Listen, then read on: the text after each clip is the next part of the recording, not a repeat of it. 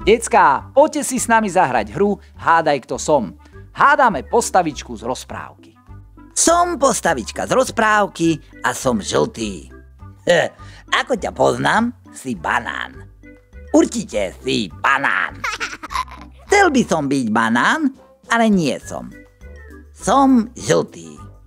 Tak si Číňan. Máš šikmé oči? Nie. Tak nie si Číňan. Som žltý. Už s tým prestaň. A ja som žltý a nehovorím to dookola. Vyzerám ako tik-tak. Tak potom musíš byť hodiny. Tik-tak, tik-tak, tik-tak. Ale som žltý. No tak si žlté hodiny. Tik-tak, tik-tak, tik-tak.